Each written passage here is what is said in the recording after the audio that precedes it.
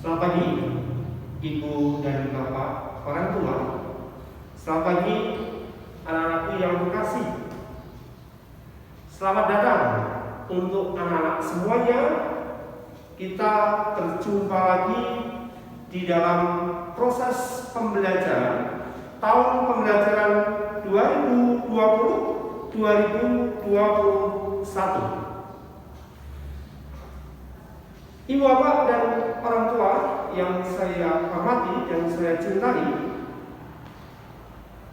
sering terjadi kita lakukan untuk sosialisasi program tahun pembelajaran. Nah, hari ini kita akan bersama-sama mendengarkan program pembelajaran tahun 2020-2021 bersama sekolah. Program tersebut antara lain yang menyangkut dengan program kurikulum. Yang kedua adalah program kesiswaan, tata tertib sekolah, program ulangan, KKN. Lalu ada jadwal tentatif atau kalender pendidikan kelas. Juga akan disampaikan terkait dengan bagaimana proses pembelajaran tahun 2020-2021 terutama pada semester yang pertama ini. Ibu dan Bapak, dengan peristiwa dan kejadian COVID-19 atau COVID-19 yang sudah terjadi mulai bulan Maret sampai hari ini, membuat segala sesuatu menjadi berubah, membuat segala sesuatu menjadi berbeda. Bahkan di dalam pendampingan terhadap putra-putrinya pun juga akan menjadi sangat berbeda. Oleh sebab itu, saya mohon kepada ibu dan bapak orang tua murid dari kelas 1 sampai dengan kelas 6, mari kita bersama-sama mendampingi putra-putri kita supaya putra-putri kita kelak menjadi anak-anak yang sukses, menjadi anak-anak yang berhasil, bukan hanya dalam sisi ilmu, bukan hanya dalam sisi pengetahuan, tetapi sisi-sisi yang lain juga perlu diperhatikan, yakni sisi sikap atau yang disebut dengan attitude, sisi keterampilan tetap harus kita kembangkan, bukan hanya sekedar sisi pengetahuan. Untuk itu, mohon bantuan kepada ibu dan bapak orang tua. Mari kita bersama-sama menjalin komunikasi dan bekerja sama yang baik untuk mewujudkan proses pendidikan dan proses pembelajaran ini dengan baik. Ibu dan bapak orang tua yang saya cintai dan saya banggakan, proses pembelajaran untuk tahun 2020-2021 ini jelas akan menjadi berbeda dengan tahun pembelajaran sebelumnya. Mengingat kondisi dan situasi yang sekarang terjadi, COVID-19 mengubah segala sesuatunya.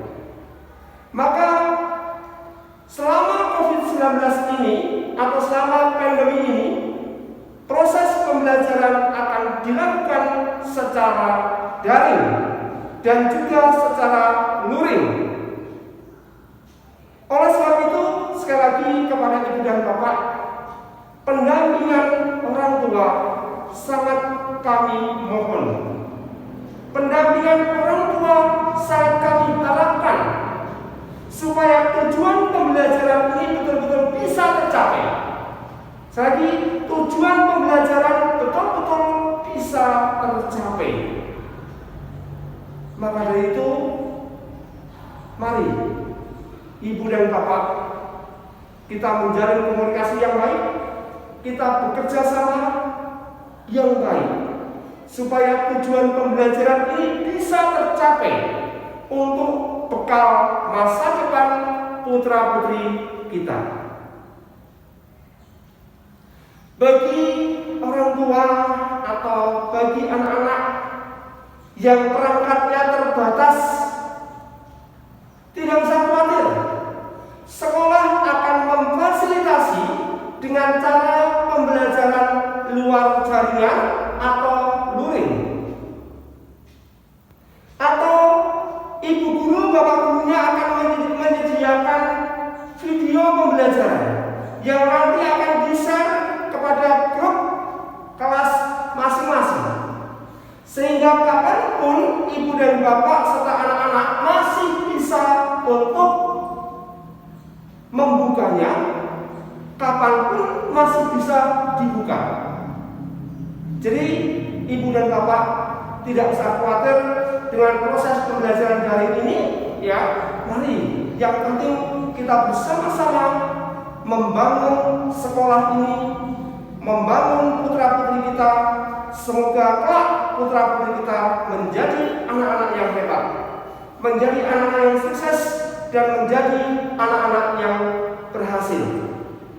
Baik dari sisi intelektual, baik dari sisi keterampilan atau skill, maupun dari sisi sikap atau perilaku hidupnya. Mungkin itu yang bisa saya sampaikan kepada ibu dan bapak. Untuk selanjutnya nanti akan disampaikan oleh rekan-rekan bidang kurikulum, bidang kesiswaan, dan juga oleh ibu dan bapak guru wali kelas. Selamat dan sukses untuk ibu bapak orang tua. Selamat dan sukses untuk anak-anak terkasih. Selamat dan sukses untuk ibu dan bapak guru SD Yos Sudarso. Terima kasih. Salam untuk kita semuanya. Salam sehat, jaga kesehatan, jaga diri, dan selalu pakai masker. Terima kasih.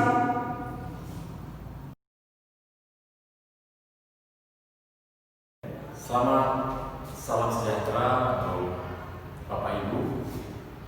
Hari ini saya akan mempresentasikan tugas saya sebagai kesuaan di SD Yos Sudarso. Ada beberapa hal yang ingin saya sampaikan kepada Bapak Ibu berkenaan dengan tata tertib, di mana tata tertib ini akan saya presentasikan sebagai penunjang agar proses belajar putra-putri kita bisa berjalan dengan baik. Langsung saja untuk presentasi saya. Ini Bapak Ibu tentang kehadiran siswa. Ya, anak-anak sudah harus ada di sekolah. Itu kalau seandainya dalam situasi di mana kita sekarang dalam masa pandemi, tentu berbeda dengan yang sekarang. Tapi kalau peraturan kita di sekolah, maka pukul 6:55 itu bel sudah masuk. Tentu anak-anak sudah harus tiba di sekolah pukul 6:30, ya, karena jam 7 anak-anak harus segera untuk mengikuti proses dari mulai doa, Indonesia Raya, literasi, dan juga melanjutkan dengan tata belajar dengan Bapak Ibu guru. Untuk pulangnya di masa-masa biasa, tentu jadwal pulang anak-anak seperti ini Bapak Ibu, ya. Dari Senin, Selasa, Rabu, Kamis, dan nanti hari Jumat itu berbeda. Dari Senin sampai Kamis ini dulu yang saya presentasikan. Kelas 1 jam 12.05, ya rata-rata jam 12 begitu. Yang kelas besar biasanya nggak lebih karena memang mata pelajarannya jauh lebih banyak daripada adik-adik kelasnya. Ya. Sedangkan untuk hari Jumat ini yang berbeda Bapak Ibu. Ini dia. Karena ada kegiatan pramuka, maka pulangnya pukul 11.05. Lalu dilanjutkan dengan kegiatan pramuka yang kelas 3, 4 adalah siaga, 5 dan 6 masuk ke dalam kelompok penggalang. Pulang pukul 12.30. Untuk Bapak Ibu pengantar hanya boleh menjemput putra-putrinya di pintu gerbang sekolah. Ya, lalu siswa yang datang terlambat wajib untuk menghadapi guru piket, bukan untuk sebagai hukuman tapi sebagai bentuk disiplin dari anak-anak kita supaya mereka tidak lagi mengulangi keterlambatan-keterlambatannya. Lalu siswa yang terlambat maka maka tentu kami akan memberikan semacam sanksi, tapi sanksi ini lebih kepada mendidik anak-anak. Misalnya adalah siswa akan diberi sanksi menyampaikan mengapa mereka terlambat di depan teman-temannya, bukan untuk mempermalukan, tapi juga di situ mengajak anak-anak untuk bertanggung jawab dengan tugas sebagai seorang pelajar. Lalu siswa yang absen atau sakit wajib Bapak Ibu untuk menyampaikannya kepada Bapak Ibu wali kelasnya supaya dapat diketahui mengapa pada hari itu putra putri kita tidak bisa hadir di sekolah. Setiap hari anak-anak harus berseragam seperti yang disepakati nanti dalam jadwal ini. Lalu memakai kaos dalam untuk anak putri menggunakan celana short dan sepatu hitam. Yang tahun ini kita mulai dengan warrior yang pendek, warna hitam, lalu dengan kaos kaki dengan emblem logo dari yayasan, menggunakan ikat pinggang, dan yang lainnya lagi. Selama pelajaran berlangsung, anak-anak tidak boleh meninggalkan kelas atau sekolah tanpa seizin dari guru atau guru piket. Siswa diharapkan Bapak Ibu untuk diantar dan dijemput sesuai dengan kesepakatan waktu yang sudah kita sampaikan, agar anak-anak juga tidak berlama-lama di sekolah ketika pulangnya. Maka berharap bagi Bapak Ibu yang menjemput putra putrinya melihat jamnya sehingga anak-anak dapat langsung pulang. Dan selama kegiatan belajar mengajar, Bapak Ibu tidak diperkenankan untuk ada di area sekolah. Untuk apa? Untuk melatih kedisiplinan dan mandiri dari putra putri kita sendiri. Ya.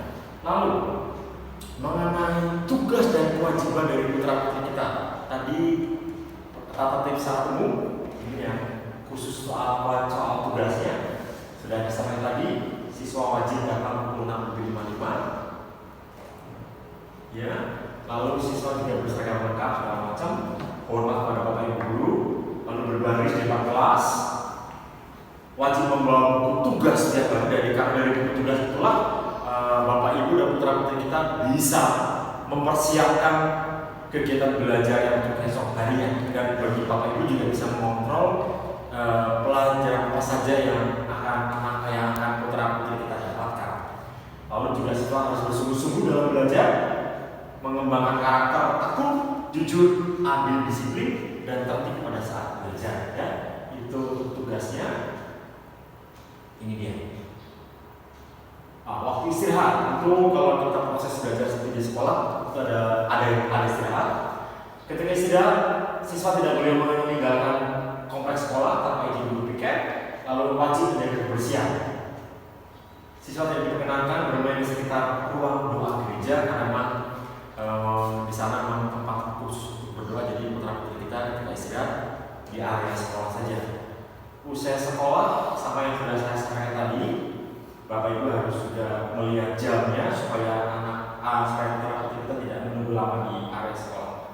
Nah, ini Bapak Ibu untuk seragam, ini sangat penting Bapak Ibu. Untuk seragam, siswa wajib mengenakan seragam yang telah ditentukan. Hari Senin itu mereka anak-anak pakai putih merah, lalu Selasa anak-anak memakai baju batik yayasan, lalu hari Rabu kaos outing, lalu hari Kamis mereka yang muda, Jumat adalah baju pramuka. Ya, itu untuk kalau situasi di mana nanti kalau anak-anak ada di sekolah. Itu soal rambut dan yang lainnya itu Bapak Ibu paham ya, bahwa yang berkenaan dengan anak-anak kita supaya menunjang belajarnya boleh kita kenakan, tapi yang memang tidak menunjang belajar tidak usah kita berikan ketika anak-anak dalam suasana belajar. Yang tidak diperkenankan tentu seperti yang saya sampaikan tadi, tidak membawa benda-benda yang tidak ada hubungan dengan pelajaran atau mengotori atau merusak fasilitas sekolah. Itu Bapak Ibu, untuk keteguhan dan sanksi tidak menjadi poin penting, karena kalau kita sudah bisa melakukan apa yang sudah sampaikan di atas, itu tidak perlu sanksi dan segala macam, tidak perlu kita berikan. Nah, ini cukup penting. Siswa wajib menjaga nama baik sekolah di dalam ataupun di luar sekolah. Kalau Bapak Ibu perhatikan seragam putri kita ada logo, ada alamat sekolah, maka kita anak-anak juga diajak membawa diri mereka sebagai anggota keluarga juga anggota sekolah. Maka ketika di luar sekolah pun menjaga perkataan, menjaga tingkah laku. Lalu tamu yang bertemu dengan siapa, dengan pihak sekolah, harap lapor kepada satpam sekolah. Lalu uang sekolah dibayar mulai tanggal 10 setiap bulannya.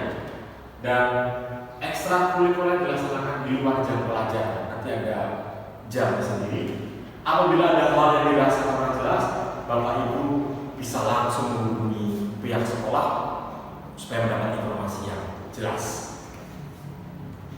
Itu untuk tata tertib apabila proses belajar anak-anak putra kita ada di sekolah. Berikutnya juga akan saya sampaikan ke peraturan apabila putra-putri kita dalam situasi COVID seperti ini. Ada beberapa hal yang cukup penting Bapak Ibu. Mungkin tidak banyak seperti yang kalau kita berjumpa dengan anak-anak di sekolah, tapi yang paling penting bicara mengenai protokol kesehatan Bapak Ibu. Jadi bagi yang tidak berkepentingan untuk ke sekolah, memang tidak diperkenankan untuk ke sekolah. Ya, putra-putri kita lebih baik tinggal di rumah saja. Memang pemerintah memang memberi kesempatan bagi Bapak Ibu yang ingin luring atau artinya tidak daring pembelajarannya boleh ke sekolah, tapi diharapkan adalah Bapak Ibu saja yang ke sekolah, ya, mengenakan masker, lalu apalagi Bapak Ibu ya, mencuci tangan yang sudah sekolah siapkan, lalu menggunakan kalau punya penutup wajah, face shield boleh dipakai, lalu juga kalau bisa sebelumnya sudah kontak dengan Bapak Ibu wali kelasnya supaya dipersiapkan kira-kira apa yang akan diberikan kepada putra putri Bapak Ibu semua. Bapak Ibu, kiranya untuk peraturan yang lain tidak akan bisa saya sampaikan dengan jelas sekarang ini, tapi yang paling penting dalam masa COVID-19 seperti ini itu yang paling penting. Jadi kita harus menjaga bersama kesehatan kita masing-masing. Dan juga untuk putra-putri di rumah, Bapak Ibu, kami pesan dari sekolah juga wajib untuk menjaga kesehatan putra-putrinya supaya mereka juga dalam keadaan sehat. Kiranya Bapak Ibu demikian saja penjelasan saya dari pihak kesiswaan mengenai tata tertib dalam keadaan yang umum dan tata tertib di masa COVID. Sekian dari saya. Terima kasih Bapak Ibu. Salam sehat.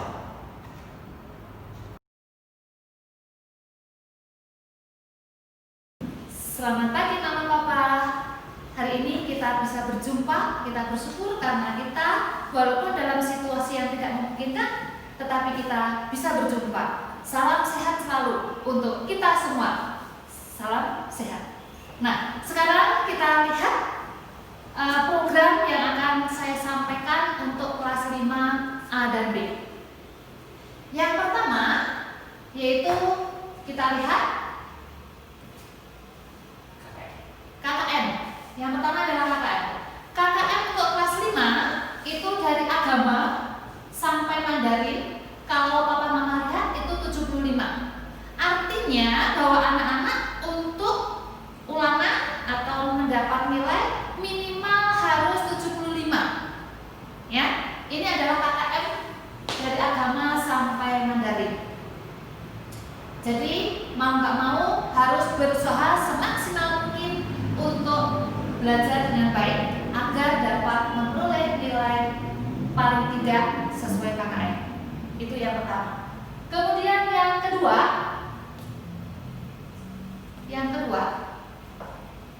yaitu seragam yang harus dipakai oleh anak-anak. Mama Papa walaupun berada di sekolah dengan di rumah itu harus tetap sama.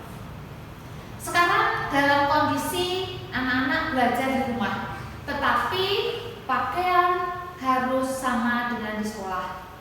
Jadi kita belajar di rumah itu sama artinya persis dengan belajar di sekolah. Jadi pakaian yang dipakai untuk anak-anak hari Senin itu merah putih, kemudian Selasa itu kaos outing, Rabu yaitu batik merah, Kamis Bunda, Jumat pramuka. Itu yang harus dipakai oleh anak-anak. Kemudian lanjut, berikutnya adalah yang pertama itu adalah tata tertib di kelas 5. Mungkin papa mama udah tahu apa yang harus dilakukan oleh anak-anak. Ya. Terlebih saat ini kami hanya ingin mengulas untuk PJJ karena mungkin kalau pada waktu anak-anak tatap muka mungkin agak lain tata tertibnya. Tetapi yang akan kita bahas di sini adalah saat ini, yaitu pada saat PJJ. Yang pertama yaitu pastinya tarik tata tertib sekolah ya Pak ya. Kemudian yang kedua, tidak lalai dalam mengerjakan tugas PJJ. Ini yang sering anak-anak lupa karena merasa di rumah tidak ada yang mengontrol. Akhirnya tugas-tugas banyak terpental. Maka tolong kerjasamanya dengan mama untuk selalu mengecek tugas anak-anak apakah sudah mengerjakan atau belum, sudah ngirim atau belum. Ya, itu yang kedua. Kemudian berikutnya, tepat waktu dalam mengikuti PJJ. Ya, kadang masih terlihat ada anak-anak yang terlambat pada waktu ikut. Harapannya anak harus tepat waktu, yaitu 07.30 anak-anak sudah standby. Kemudian berikutnya memberikan informasi jika berhalangan mengikuti kegiatan PJJ. Ya, pastinya mama papa tahu kan, pada waktu di sekolah nggak masuk itu juga memberi surat keterangan. Begitu juga dengan waktu PJJ. Jangan mengira kalau di rumah terus enaknya enggak. Ya, kita harus disiplin, kita harus berbuat disiplin dari sekarang. Yaitu kalau tidak masuk, tidak mengikuti, alasannya apa? Kasih informasi ke guru. Ya, itu. Terus berikutnya adalah bersikap santun dan ramah dalam tutur kata saat di grup kelas. Ini yang sering kita kurang kontrol. Ya, kita sebagai orang tua kadang tidak begitu peduli dengan hal-hal seperti ini. Ini perlu mama papa tekankan kepada anak-anak bahwa kita harus sopan dalam bermedia sosial. Karena media sosial itu yang membaca adalah banyak. Ya. Jadi tekankan anak-anak untuk selalu bersikap sopan dalam hal berbicara. Ya, bertutur kata yang baik. Ya. Kemudian yang bawahnya, anak diperkenankan mengerjakan tugas PJJ lebih dari sekali. Akan tetapi nilai yang dilaporkan adalah nilai yang pertama. Boleh, silahkan, tidak ada masalah mau mengerjakan, tetapi ingat bahwa hasil yang akan diterima oleh anak-anak atau hasil yang dinilai itu adalah yang pertama. Untuk berikutnya mau untuk latihan silahkan, ya. Itu adalah tentang kata tertib. Kemudian untuk pembelajaran terlebih saat ini pastinya anak-anak butuh yaitu bahan-bahan ajar atau sumber-sumber dari yang lain. Nah, anak-anak bisa melihat dari beberapa alternatif yang ditayangkan di depan, ya. Bisa melihat, bisa mencoba untuk melihat dari sini, ya. Untuk misalnya kelas 5, lihat aja dari link yang kelas 5. Itu akan untuk menambah wawasan, menambah pengetahuan anak-anak yang tidak didapat dari sekolah ataupun dari PJJ. Terus kita lanjut untuk berikutnya adalah sarana dan prasarana yang harus dimiliki oleh anak-anak saat ini, yaitu sekali lagi untuk PJJ itu pastinya membutuhkan handphone atau HP, ya, mau nggak mau, ataupun laptop atau komputer. Nah, selain dua ini pastinya juga jaringan internet, ya. Jaringan internet itu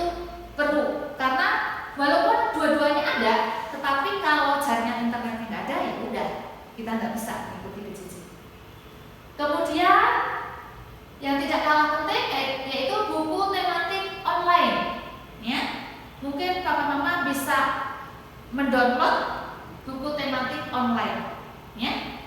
Kemudian rangkuman guru.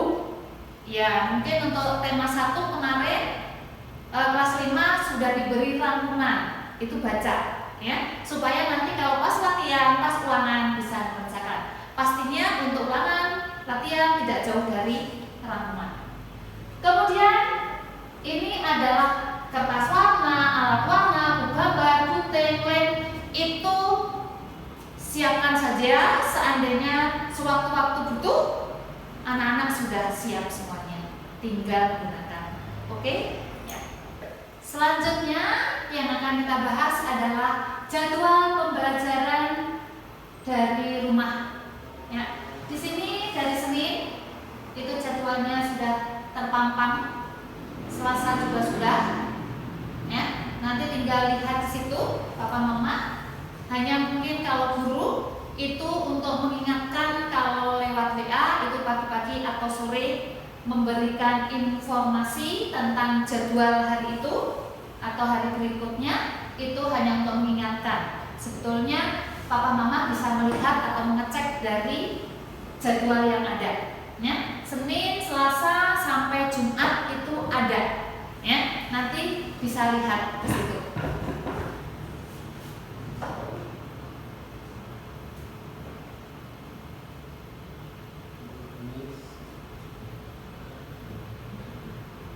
Selanjutnya untuk kalender pendidikan kelas 5 untuk tahun ajaran 2020-2021, yaitu papa mama bisa melihat dari Agustus sampai Desember.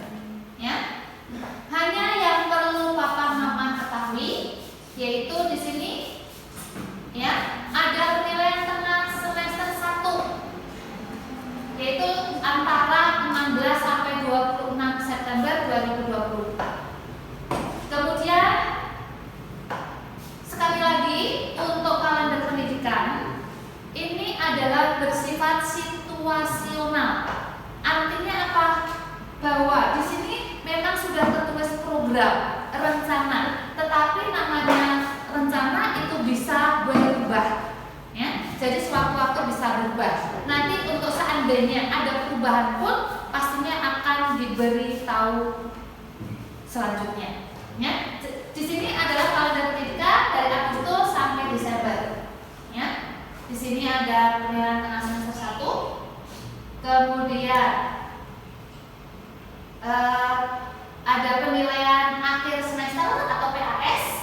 Ini baru rencana. Sekali lagi ini ada baru rencana atau program. Tetapi nanti kenyataannya itu bisa berubah atau tidak tergantung dari situasi. Ya, jadi ini untuk sementara itu sampai sini dulu. Jadi mama papa nanti bisa lihat program dari Agustus sampai Desember atau Januari awal semester genap, bisa papa mama lihat dari sini. Oke? Ya. Selanjutnya adalah ini sebetulnya adalah KKM ya, papa mama. Ini KKM. Kenapa atau bagaimana cara untuk mengambil nilai 75? 75 itu adalah dari sini. Ya, dari beberapa poin, yaitu ada kompleksitas, kemudian ada sumber daya pendukung dari pendidik sendiri atau sarana prasarana, kemudian inteks siswa, ini baru rata-rata. Terus nanti akhirnya paling bawah itu akan ketemu dengan rata-rata keseluruhan, akan ketemu KKM yang tadi sudah ditayangkan waktu awal. Ya, itu. Jadi seperti ini KKM PPKM misalnya. Ini ketemunya di sini 75,25 dibulatkan menjadi 75. Itu adalah untuk menentukan KKM. Sementara yang lain pun sama persis. Ini hanya contoh ya, supaya mama tahu tidak asal mengambil ya, tidak asal menentukan, tetapi ada poin-poin yang mendukung terbentuknya KKM tersebut. Itu Bapak Mama yang bisa kami sampaikan hari ini. Terima kasih. atas pertemuan hari ini secara virtual. Semoga kedepannya kita bisa bertatap muka kembali dalam waktu yang berbeda. Terima kasih, Tuhan memberkati. Dadah.